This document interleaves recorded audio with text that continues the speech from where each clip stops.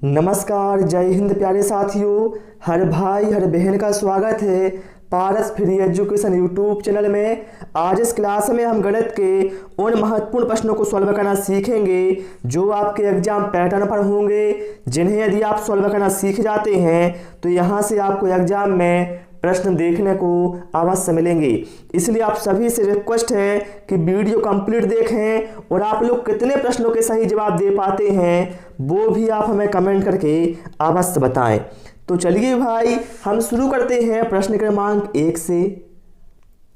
यहाँ पर कहा गया है एक रस्सी की कुल लंबाई का 1/7 भाग काटा गया जो कि 490 सेंटीमीटर का है। रस्सी की कुल लंबाई क्या होगी? तो चलिए भाई, इस प्रश्न को हम सॉल्व करते हैं। भैया हमने मान लिया रस्सी की कुल लंबाई x सेंटीमीटर थी। हमने क्या माना? रस्सी की कुल लंबाई कितनी है? x सेंटीमीटर है। ठीक है। अब भैया कहा गया है इस रस्सी का 1/7 भाग काटा गया, तो x का 1/7 भाग काटा गया जो कितनी लंबाई का है? 490 सेंटीमीटर का है। इतना सभी को समझ में आया? यहाँ पर क्या हो गया? x/7 बराबर 490। अब देखिए हमें चाहिए क्या है? रस्सी की कुल लंबाई, मतलब हमें x का मान चाहिए। तो हम क्या करेंगे? यहाँ पर x को रहने देंगे, 7 को पक्षांतर कर देंगे तो 490 गुणित 7 हो जाएगा। गुणा कीजिए, कितना होगा? 7 0 0, 7 नाम 63 का 3 आया 6, 7 चौके 28 और 6 34। 3430 सेंटीमीटर रस्सी की कुल लंबाई होगी। लेकिन भैया हमें चाहिए मीटर में, यहाँ पर आंसर मीटर में दिए हैं तो हम क्या करेंगे? 3430 को मीटर में चेंज करेंगे। कैसे करेंगे? हम सभी जानते हैं 1 मीटर बराबर 100 सेंटीमीटर होता है। तो हम क्या करेंगे? सेंटीमीटर से मीटर में जाने के लिए इसमें भाग लगा देंगे 100 का। 0 से 0 कैंसिल हो जाएगा, यहाँ बचा 343 भागित 10, तो एक अंक के बाद दशमलव लग जाएगा, अर्थात 34.3 मीटर रस्सी की कुल लंबाई होगी। राइट आंसर यहाँ पर हमारा क्या है? ऑप्शन सी के साथ चला जाएगा। कोई डाउट रहता है भाई किसी को, कमेंट करके आप पूछ सकते हैं। ओके, चलिए प्रश्न क्रमांक 2 पर आते हैं। अब आप वर्ग 3 की तैयारी के लिए परीक्षा ऐप की स्पेशल टेस्ट सीरीज खरीद सकते हैं जो कि आपके मार्च में होने वाले एग्जाम को ध्यान में रखकर तैयार की गई है। इसमें आपको बहुत सारे बेनिफिट मिलने वाले हैं, जैसे कि आपको अपना टाइम मैनेजमेंट कैसे करना है, आप किस सब्जेक्ट में कितना वीक हैं ये भी आप पता कर सकते हैं, आपकी रैंक क्या आ रही है यह भी आप आसानी से यहाँ पर जान सकते हैं। अर्थात यहाँ पर आप अपना स्वयं का एनालिसिस कर सकते हैं। यदि आप इसमें पारस 50 कूपन कोड यूज करेंगे तो आपको 50% का डिस्काउंट दिया जाएगा। यदि आप इसे खरीदना चाहते हैं, डिस्क्रिप्शन में लिंक दी गई है जहां से जाकर आप इसे आसानी से खरीद सकते हैं। हमें यहां पर इसका मान बताना है। ये प्रश्न साथियों आपके सिंपलीफिकेशन का है। ठीक है। अब ये मान कैसे आएगा आप लोग देखिए। √7 प्लस √6 से फर्स्ट ब्रैकेट में, सेकंड ब्रैकेट में √7 माइनस √6 से प्लस 200 का हमें मान बताना है कितना होगा। तो यहाँ पर आपको साथियों एक फार्मूला पता होना चाहिए। देखिए हम सभी जानते हैं, ये फार्मूला मैं आपको कई बार बता भी चुका हूँ पहले।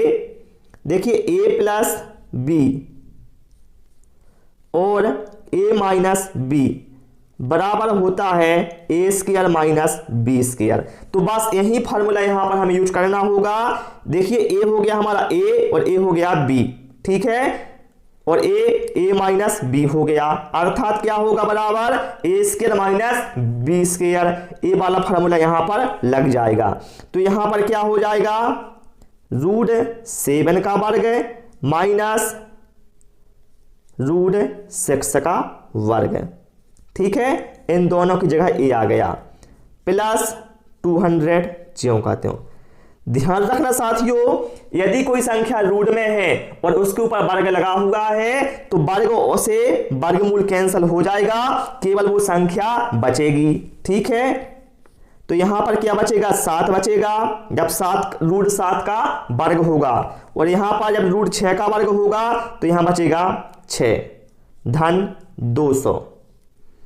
यहां पर 7 में से 1 जाएगा, 7 में से 6 जाएगा तो बचेगा 1 धन यहां पर 200 ज्यों को होता हूं, तो कितना हो गया 1 और 200 कितना हो गया 201। तो यहां पर राइट आंसर क्या है भैया हमारा ऑप्शन ए के साथ चला जाएगा। प्रश्न बहुत आसान आते हैं, बस आपको उसका कॉन्सेप्ट पता होना चाहिए कि आखिर इसे सॉल्व कैसे करना है। ठीक है, चलिए इसके बाद आते हैं प्रश्न क्रमांक 3 पर। और आप सभी से मेरी रिक्वेस्ट है भाई, वीडियो पसंद आए तो वीडियो को लाइक और शेयर करें और चैनल को जरूर सब्सक्राइब करें। कहा गया है गलत शिक्षण की स्वयं सिद्ध विधि में कौन सी विधि सम्मिलित नहीं है। तो देखिए यहां पर यूक्लिड विधि, गैर यूक्लिड विधि और औपचारिक स्वयं सिद्ध विधि, ये जो तीनों विधियां हैं भाई ये आती हैं स्वयं सिद्ध विधि के अंतर्गत, लेकिन जो आनुवांशिक विधि है ये स्वयं सिद्ध विधि नहीं है। राइट आंसर यहां पर हमारा ऑप्शन सी के साथ चला जाएगा। ठीक है, चलिए भाई प्रश्न क्रमांक 4 पर आते हैं। यदि यहां पर संख्या दी हुई है जो 9 का अपवर्त है, जहां x एक अंक है, x का मान क्या होगा। जब भी आपको साथियों से प्रश्न आए तो यहां पर आपको एक ट्रिक या कहा जाए कॉन्सेप्ट का यूज करना होता है। देखिए यहां पर एक संख्या लिखी हुई है 3, 1, x और 5। ये क्या है 9 का अपवर्त है। 9 का अपवर्त से मतलब क्या है हमारा, मतलब ये जो संख्या है 9 से पूरी तरह से विभाजित हो जाती है। तो बताना है x की जगह पर क्या आना चाहिए। तो ध्यान रखना आप लोग 9 से विभाजित होने के लिए उस संख्या के जो अंकों का योगफल है वो भी 9 से विभाजित होना चाहिए। मतलब क्या है, इस संख्या के अंकों को हम जोड़ते हैं। देखिए 3 और 1 कितना हो गया 4, 4 और 5 9, 9 और धन x ये हो गया। बताएं आप लोग x की जगह पर हम क्या वैल्यू रख दें कि यह जो संख्या है 9 से विभाजित हो जाए। तो यदि हम यहाँ पर x की जगह पर 1 रखेंगे तो क्या होगा 10 होगा, 10 में 9 से भाग नहीं जाएगा।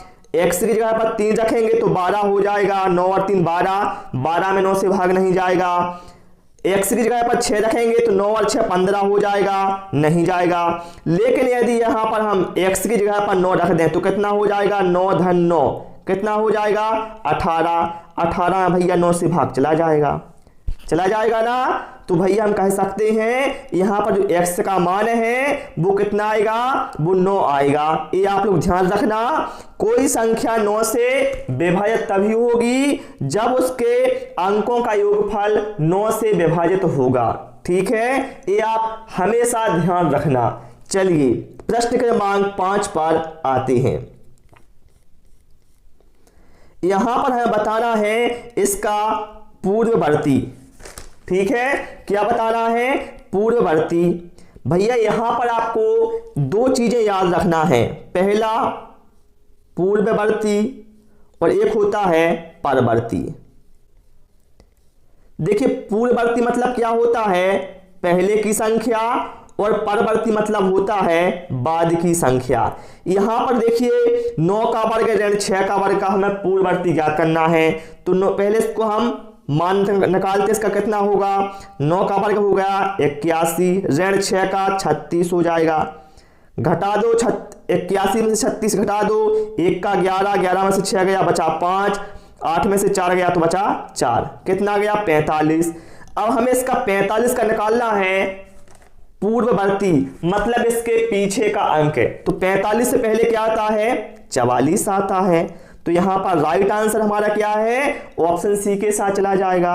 और यदि यहां पर लिखा होता इसका परवर्ती तो 45 में एक जोड़ना पड़ता तो 46 आता। ठीक है, चलिए इसके बाद आते हैं प्रश्न क्रमांक 6 पर।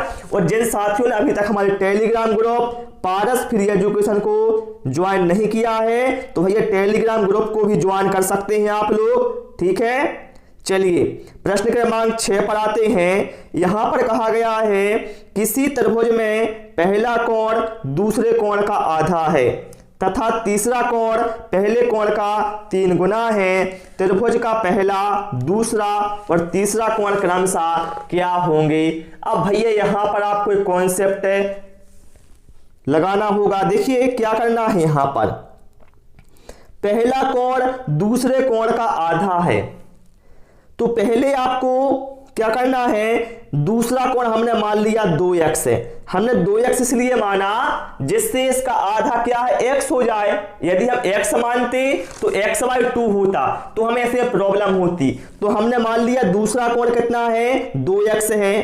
तो भैया पहला कोण क्या है, दूसरे कोण का आधा है। दूसरा कोण 2x है, तो पहला कोण आधा, मतलब पहला कोण कितना होगा, x होगा ना। फिर तीसरा कोण पहले कोण का 3 गुना है। भैया पहला कोण कितना है, x है, तो तीसरा कोण पहले कोण का 3 गुना है, तो x का 3 गुना कितना होगा, 3x हो जाएगा। ये हमारे तीनों कोण आ गए। अब भैया यहां पर सीधा साधा हम जानते हैं त्रिभुज के तीनों कोणों का योग कितना होता है, 180 अंश होता है। तो तीनों को जोड़ दो, 180 के बराबर रख दो। रखो इसको, x + 2x + 3x कितना हो जाएगा, 6x बराबर 180 हो जाएगा ना। अब भैया 6x बराबर 180, तो x बराबर 180 भागित 6, 6 3 18, 0 का 0। x का मान यहाँ पर हमारे पास 30 आ गया है। तो भैया कोण के मान कितने होंगे, यहाँ पर x की जगह 30 हो जाएगा। यहाँ पर 2x है, मतलब 2 × 30 60 हो जाएगा। यहाँ पर 3x मतलब 3 × 30 90 हो जाएगा। तो 30 60 90 ये त्रिभुज के कोण हमारे आ गए हैं। राइट आंसर भैया यहाँ पर हमारा ऑप्शन बी के साथ चला जाएगा। समझ गए आप लोग, कोई डाउट तो नहीं है किसी को, हो तो कमेंट कर देना, आपको रिप्लाई मिल जाएगा। ठीक है, चलिए प्रश्न क्रमांक 7 पर आते हैं। और आपको बता दूं साथियों, जिस तरह से मैं आपको मैथ आपको सिलेबस के अनुसार करवा रहा हूं, पूरे YouTube पर आपको भाई ऐसा नहीं मिलने वाला है। देख लेना आप लोग, बहुत सारे लोग ऐसा करते हैं जो सिलेबस में नहीं है वो भी आपको पढ़ा रहे हैं, है ना। चलिए प्रश्न क्रमांक 7 में क्या बोला गया है, एक वर्ग की परिमाप 4a + 8 इकाई है, तो उसका क्षेत्रफल क्या होगा। क्या है, वर्ग का परिमाप दिया है और उसका क्षेत्रफल हमें बताना है। भैया वर्ग का परिमाप क्या होता है, 4 × a होता है, यही तो होता है ना। वर्ग का परिमाप क्या होता है, 4a, जहां पर a क्या है, वर्ग की भुजा है। तो भैया हमें 4a मतलब परिमाप कितना दिया है, 4a + 8 दिया है ना। अब भैया यहां पर आप देखें, इसमें और इसमें, इन दोनों में क्या है, 4 उभयनिष्ठ है, मतलब 4 से इसमें भाग चला जाएगा, 4 से इसमें भी भाग चला जाएगा। तो हम क्या करेंगे, दोनों में से 4 को कॉमन ले लेंगे, तो यहां बचेगा a और यहां बचेगा 2। इतना सभी क्लियर हुआ। हमने इसमें से 4 को बाहर निकाल लिया या उभयनिष्ठ ले लिया, ठीक है। और इसके से बराबर था 4a के। अब भैया 4 से 4 कट जाएगा, यहां बचेगा हमारे पास a बराबर a + 2। बचाना, a का मान कितना आ गया हमारे पास, a + 2 आ गया। मैं अच्छे से लिख देता हूं जिससे आपको और समझ में आ जाए। देखिए यहां पर क्या बचा है हमारे पास, a का मान हमारे पास आ गया है a + 2। a हमारा a का मान आ गया। वर्ग की भुजा हमारे पास आ गई है a + 2। अब हमें क्या है, वर्ग का क्षेत्रफल निकालना है। तो वर्ग का क्षेत्रफल क्या होता है, भुजा का वर्ग। तो भुजा का वर्ग कैसे निकलेगा, a + 2 का वर्ग कर दो, ये हो जाएगा क्षेत्रफल। a + 2 का वर्ग है, ये क्षेत्रफल हो जाएगा। अब भैया यहां पर हम सभी जानते हैं a + b का होल स्क्वायर बराबर होता है a² + b² + 2ab। ये आपने फार्मूला पहले पढ़ा होगा। तो बस आपको यहां पर वही फार्मूले का यूज करना है। यहां पर a + 2 का होल स्क्वायर करेंगे आप, तो क्या हो जाएगा भाई,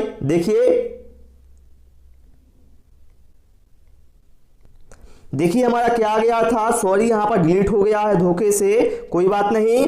हमारा लास्ट में क्या गया था, वर्ग की भुजा हमने निकाल ली थी, a + 2 निकाल ली थी। अब क्षेत्रफल क्या होता है, भुजा का वर्ग है, मतलब क्षेत्रफल क्या हो जाएगा हमारा a + 2 का होल स्क्वायर। तो a + 2 का होल स्क्वायर क्या हो जाएगा, ए स्क्वायर हो जाएगा प्लस बी स्क्वायर मतलब बी की जगह पर 2 है तो 2 का मान 4 हो जाएगा प्लस 2ab तो 2a और b का मान कितना है 2 तो कितना हो जाएगा a square plus 4 plus 4a। तो भैया यहां पर हम देखें ऑप्शन ए यहां पर हमारा करेक्ट आंसर हो जाएगा। ठीक है, यहां पर भाई हमने क्या किया है देख लो आप, a प्लस बी का जो होल स्क्वायर वाला फार्मूला है जो आपने पहले पढ़ा होगा जो होता था a square plus b square plus 2ab, हमने बस इसी फार्मूले का यहां पर यूज किया है। ठीक है, तो यहां पर राइट आंसर भैया हमारा क्या है, ऑप्शन ए के साथ चला जाएगा। ठीक है, तो प्यारे साथियों आज इस क्लास में इतना ही। इसमें केवल हमने 7 क्वेश्चन इंक्लूड किए थे। आपको क्लास कैसी लगी और आपने कितना स्कोर किया है वो आप हमें कमेंट करके अवश्य बताएं। क्लास पसंद आई वो सभी से रिक्वेस्ट है कि आप लोग वीडियो को लाइक करें, दोस्तों के साथ शेयर करें और नए नए वीडियो पाने के लिए चैनल को सब्सक्राइब करें। Thanks for watching this video.